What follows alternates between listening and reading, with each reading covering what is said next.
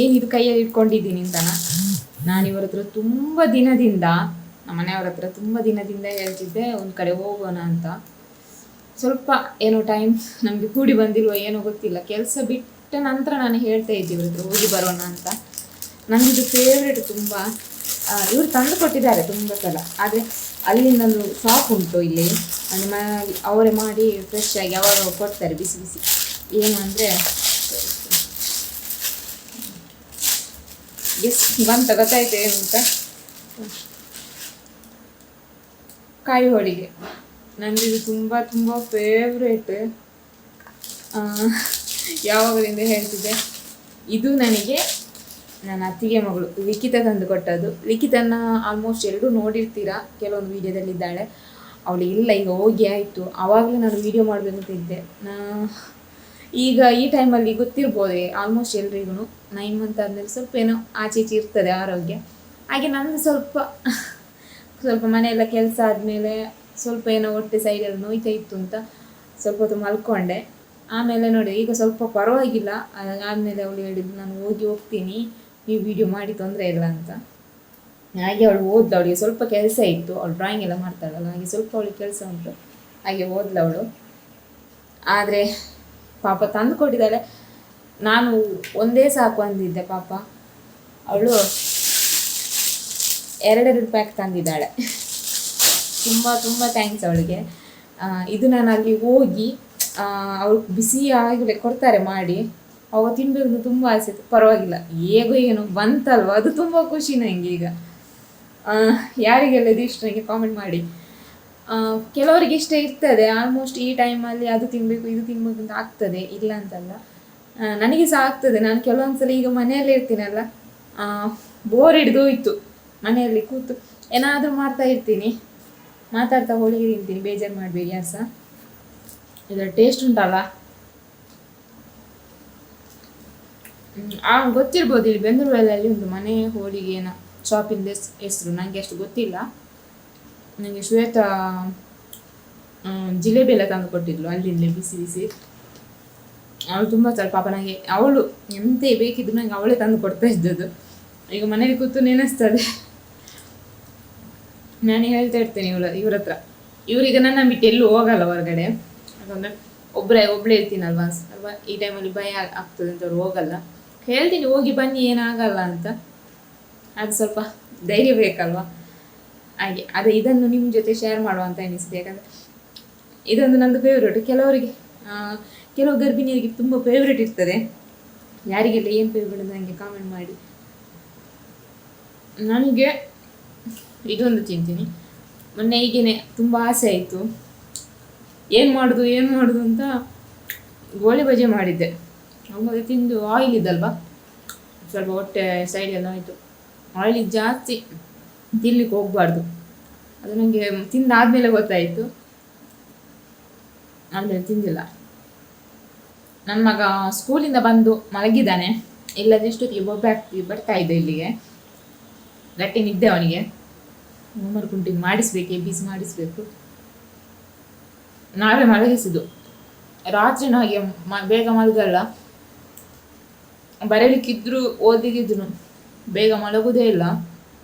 ಮಲಗಿಸ್ಬೇಕು, ಅದಕ್ಕೋಸ್ಕರ ಮಲಗಿಸ್ದೆ. ಒಂದು ಪ್ಯಾಕಲ್ಲಿ ಈ ಥರ ಮಾಡ್ಕೊಡ್ತಾರೆ, 5 ಇರ್ತದೆ. ದೊಡ್ಡದುಂಟು ನೋಡಿ,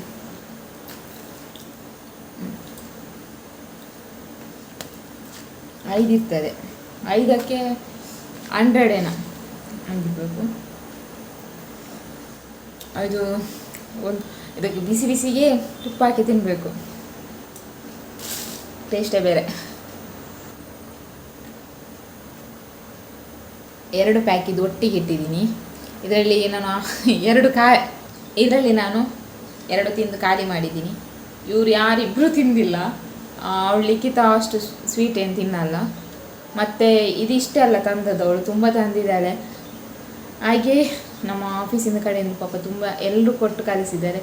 ಏನು ಎಂತ ಅಂತ ನಾನು ಇನ್ನೊಂದು ವೀಡಿಯೋದಲ್ಲಿ ನಿಮಗೆ ಖಂಡಿತ ಹೇಳ್ತೀನಿ. ಯಾಕಂದರೆ ಮೊನ್ನೆಯಿಂದ ಸ್ವಲ್ಪ ಬ್ಯುಸಿ ಇದ್ದೆ ಮತ್ತು ಹುಷಾರಿರಲಿಲ್ಲ. ನೆಕ್ಸ್ಟ್ ವಿಡಿಯೋ ಮಾಡ್ತೀನಿ ಏನೆಲ್ಲ ಅಂತ, ಅದರಲ್ಲಿ ಖಂಡಿತ ತೋರಿಸ್ತೀನಿ. ಮತ್ತು ಕೆಲವೊಂದು ಪ್ರೆಗ್ನೆನ್ಸಿಗೆ ಅಂತ ಒಂದು ಸಣ್ಣ ಟಿಪ್ಸ್. ಈಗ 8 ಮಂತ್ ಫುಲ್ ಆದಮೇಲೆ, ಅಂದರೆ 9 ಮಂತಿಗೆ ಬರ್ತದಲ್ವ, ಆ ಟೈಮಲ್ಲಿ ನನಗೆ ಹೇಳಿದ್ದನ್ನು ನಾನು ನಿಮಗೆ ಹೇಳ್ತೀನಿ. ಯಾಕಂದರೆ ಯಾರಾದರೂ ಪ್ರೆಗ್ನೆಂಟ್ ಇದ್ದರೆ, ನೋಡ್ತಾ ಇದ್ದರೆ ವಿಡಿಯೋ, ಖಂಡಿತ ಇದು ಯೂಸ್ ಮಾಡಿ. ಕೆಲವರು ಹೇಳ್ತಾರೆ ಜಾಸ್ತಿ ಜೀರಿಗೆ ತಿನ್ನಬೇಡಿ. ಹೌದು, ಜಾಸ್ತಿ ಬೇಡ ಜೀರಿಗೆ. ಗ್ಯಾಸ್ಟ್ರಿಕ್ ಏನಾದರೂ ಪ್ರಾಬ್ಲಮ್ ಇದ್ದರೆ ಮಾತ್ರ ಸ್ವಲ್ಪ ತಿನ್ನಿ ಜೀರಿಗೆ. ನಾನು ಅಷ್ಟೇ ಜಾಸ್ತಿ ತಿನ್ನಕ್ಕೆ ಹೋಗಲ್ಲ ಜೀರಿಗೆ, ಅಂದರೆ ಕಷಾಯ ಮಾಡಿ ಅನ್ನು ಕುಡಿಯಲ್ಲ. ಜಾಸ್ತಿ ಏನಾದರೂ ಸೈಡ್ ನೋವು ಇತ್ತು ಅಂದರೆ ಗ್ಯಾಸ್ಟ್ರಿಕಲ್ಲಿ ತಿಂದರೆ ಜೀರಿಗೆ ಕಷಾಯ ಮಾಡಿ ಕುಡಿದ್ರೆ ಬೇಗ ಗುಣ ಆಗ್ತದೆ. ಮತ್ತು ನಾವೀಗ ಹಳ್ಳಿ ಸೈಡ್ ಯಾರಾದರೂ ಇದ್ದರೆ ಅವರು ಮೇಯ್ನಾಗಿ ಅದು ಕೆತ್ತೆ ಒಂದು ಸಿಗ್ತದೆ, ಕಟ್ಪದೇಂಗಿ ಅಂತ ಹೇಳ್ತಾರೆ. ನನಗೆ ಸಹ ಅದರ ಹೆಸರು ಗೊತ್ತಿಲ್ಲ. ನಾನು ಅಮ್ಮ ಬಂದ ಮೇಲೆ ಅಮ್ಮನ ಹತ್ರ ಕೇಳಿ ಖಂಡಿತ ಹೇಳ್ತೀನಿ ನಿಮಗೆ ಅದು ಏನು ಎಂತ ಅಂತ.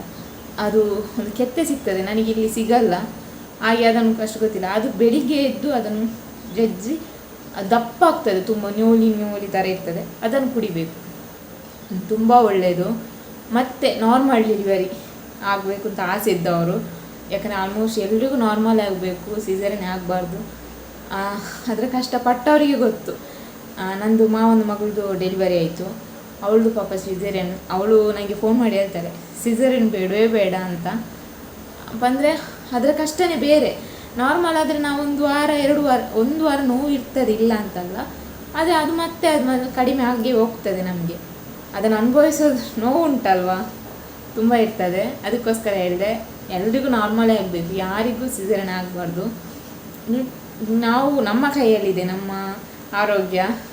ನಾರ್ಮಲ್ ಆಗೋದು ಅಷ್ಟೇ, ನಾವು ಸ್ಟ್ರಾಂಗ್ ಆಗಿದ್ದರೆ ಏನೂ ಆಗಲ್ಲ ಅಷ್ಟೇ. ನಾನು ಯಾಕೆ ಇದನ್ನು ಹೇಳಿದೆ ಅಂದರೆ, ಕೆಲವರು ಹೇಳ್ತಾರೆ ನಂದು ಫಸ್ಟ್ ಇದು ನಾರ್ಮಲೇ ಡೆಲಿವರಿ ಆಗಿದ್ದು, ಈ ಸಲ ನಾರ್ಮಲೇ ಆಗ್ತದೆ, ನಾರ್ಮಲ್ ಆಗಬೇಕು ಅಂತ ನಾವು ಆಸೆ ಪಡೋದು, ಸಿಸೇರಿಯನ್ ಬೇಡ ಅಂತ. ಮತ್ತು ಇನ್ನೊಂದು ಕುಡಿಬೇಕೇನೆಂದರೆ, ಬೆಳಿಗ್ಗೆದ್ದು ಯಾರಿಗೆ ಆಲ್ಮೋಸ್ಟ್ ನಾವು ಸಿಟಿಯಲ್ಲಿದ್ದವ್ರು ಗೊತ್ತು, ಕುಕ್ಕರಲ್ಲಿ ಅಡುಗೆ ಮಾಡೋದು, ಇಲ್ಲದಕ್ಕೆ ಸುಸ್ತಾಗ್ತಾ ಉಂಟು ಸ್ವಲ್ಪ, ಅದು ಕಾಮನ್ ಈ ಟೈಮಲ್ಲಿ. ಈ ಕುಕ್ಕರಲ್ಲಿ ಮಾಡೋದಾದರೆ ಒಂದು ವಿಸಿಲ್ ಒಂದು ವಿಸಿಲ್ ಆದಮೇಲೆ ಗ್ಯಾಸ್ ಆಫ್ ಮಾಡಿ. ನಿಮಗೆ ವೇಸ್ಟ್ ಆಗ್ತದೆ, ಏನು ಮಾಡಲಿಕ್ಕೆ ಆಗೋದಿಲ್ಲ, ನಮಗೂ ಒಳ್ಳೆಯದಲ್ವ. ಅದರ ಮೇಲಿದ್ದು ನೀರು ಉಂಟಲ್ಲ, ಅದನ್ನು ತೆಗೆದು ಅದಕ್ಕೆ ಪ್ಯೂರು ಅಂದರೆ ಪ್ಯಾರಾಚೂಟ್ ಅದನ್ನೇ ಯಾವುದೂ ಅಲ್ಲ, ನಾವು ಗಾಣದಿಂದ ತೆಗಿತಿರ್ತಾರಲ್ಲ ತೆಂಗಿನಕಾಯಿ, ಅದರಲ್ಲಿ 1 ಸ್ಪೂನ್ ಎಣ್ಣೆ ಹಾಕಿ ಬೆಳಿಗ್ಗೆ ಕುಡಿಬೇಕು. ವಾರದಲ್ಲಿ 1 ಸಲ 2 ಸಲ ಸಾಕು, ಜಾಸ್ತಿ ಬೇಡ. ಅದು ಕುಡಿದರೆ ತುಂಬ ಒಳ್ಳೆಯದು, ನಾರ್ಮಲ್ ಡೆಲಿವರಿಗೂ ತುಂಬ ಒಳ್ಳೆಯದಾಗ್ತದೆ. ಯಾಕಂದ್ರೆ ನಾನು ಅದನ್ನು ಮಾಡ್ತೀನಿ. ಅದು ನಿಜವಾಗ್ಲೂ ಎಳ್ಳೆಣ್ಣೆ ಅಂತ ಹೇಳ್ತಾರೆ. ನಾನು ಅದು ಎಳ್ಳೆಣ್ಣೆ ಆಗಿರೋದು. ನಾನು ಕೊಕೊನಟ್ ಆಯಿಲ್ ಯೂಸ್ ಮಾಡೋದು, ಆದರೆ ನನಗೆ ಬೇರೆ ಯಾವುದು ಎಣ್ಣೆ ಹಾಕಿ ನಿಮಗೆ ಗೊತ್ತಿದ್ದು ನನಗೆ ಕಮೆಂಟಲ್ಲಿ ತಿಳಿಸಿ. ನನಗೆ ಗೊತ್ತಿರೋದು ಅದೇ, ನನಗೆ ಮತ್ತೆ ಗೊತ್ತಿಲ್ಲ. ಕೊಕೊನಟ್ ಆಯಿಲ್ ಯೂಸ್ ಮಾಡಿ ನಾನು ಕುಡಿತೀನಿ. ಈಗ 3 ಸಲ ಏನೋ ಕುಡಿದೆ ಅದನ್ನು, ಅದು ತುಂಬ ಒಳ್ಳೆಯದು. ಮತ್ತು ನನಗೆ ಗೊತ್ತಿದ್ದ ಹಾಗೆ ಬೆಳಿಗ್ಗೆ ಬಾದಾಮ್ ಅಥವಾ ಒಣ ದ್ರಾಕ್ಷಿ ನೀರಿಗೆ ಹಾಕಿ ಕುಡೀರಿ, ತಿನ್ನಿ ಡೈಲಿ. ನೀರು ಸಹ ಕುಡಿಬೋದು, ಒಳ್ಳೆ ನೀರಲ್ಲಿ ತೊಳೆದೇ ಹಾಕಿ ನೀರು ಸಹ ಕುಡಿಬೋದು, ಬಾದಾಮ್ ಸಹ ತಿನ್ಬೋದು. ಇದನ್ನೊಂದು ಡೈಲಿ ಮಾಡಿ. ಓಕೆ, ಬಾಯ್. ಇನ್ನು ಮುಂದಿನ ವಿಡಿಯೋದಲ್ಲಿ ಸಿಗ್ತೀನಿ. ಅಲ್ಲಿ ಟೇಕ್ ಕೇರ್, ಬಾಯ್.